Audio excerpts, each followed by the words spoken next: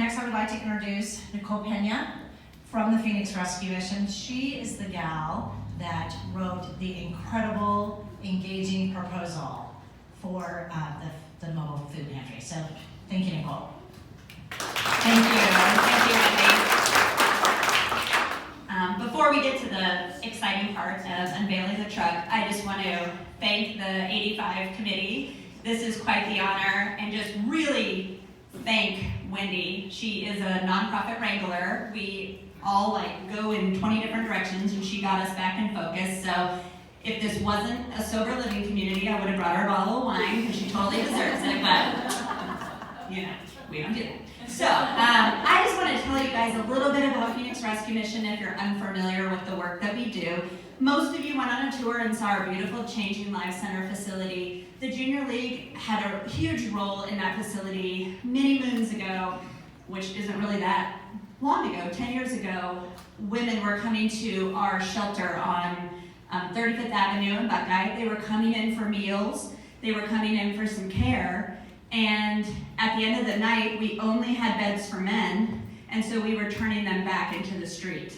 And it just broke our hearts. And I worked for the mission for 13 years, so I actually remember trying to call around and trying to find beds for women and trying to find beds for women with children, and there weren't any.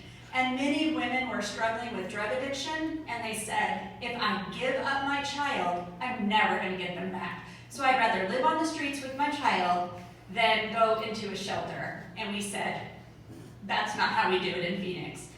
And so you're looking at the result of just that heartbreaking scenario. And you guys helped us build that, and you were the first awardees. So when we opened up for business, you funded the general operation so that we could house women. So that facility right now has 170 beds for women and children to get off the streets, and they can stay with us for a year, sometimes 2 years, and they can not only get clean, sober, but they can thrive out in the community. So that's huge, and I just want to give you guys a round of applause for making that possible.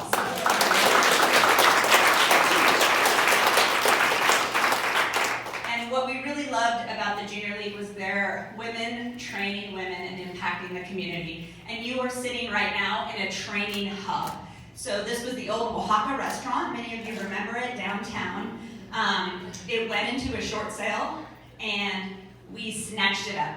We had a donor who provided it for us, and we turned it into a training facility. So women from our Changing Lives Center come over, and this cafe is open to the public. You can come for breakfast and lunch, and we train them in kitchen management. So not just culinary arts, but actual kitchen management. So they can leave here and go get a job as a kitchen manager, doing inventory, running staff, to really get that higher level of pay grade. They're taught over at our campus, so they get all the requirements. I think it's serve safe kitchen management, so that they can go out and actually have a wage that supports their family. So I encourage you to come in during business hours, and you can just see the women working together and working as a team. And for many of them, it's the first time that they've ever worked in an environment like this, and we let them make mistakes, and we train them, and we give them that confidence to go out and get a job. So it's really, really important. We also have Mission Possible cookies. So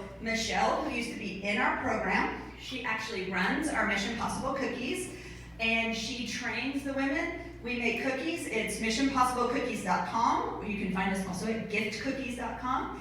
And we'll ship cookies all over the United States to people. And it tells our story, but every dollar that you invest in our cookies goes into this work program. So I just wanted to highlight a few things. I often say the Phoenix Rescue Mission is that soft mat you can land on before people hit rock bottom. So when all the other safety nets in society fail you, you can come here and we'll take care of you.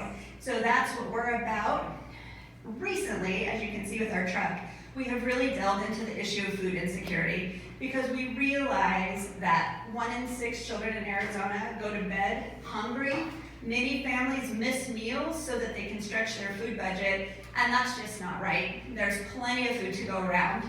Many people are embarrassed, and so when we have really comprehensive programs, they come to us, they get a food box, And Nate is going to explain a little more about our process at the truck, but we just don't hand out food boxes. We encourage people to come in. They can get things like GED training, help with other things that are stressing their family. We know that food is really just a Band-Aid for a lot of other things going on in that household. And if we can talk to moms, if we can talk to women, we can oftentimes solve a lot of those generational poverty issues. So without further ado, and a big special thank you, there's Nate.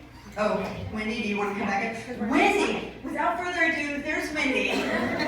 Nate is going to lead us out to the truck. So you're going to move, but Wendy's going to direct you.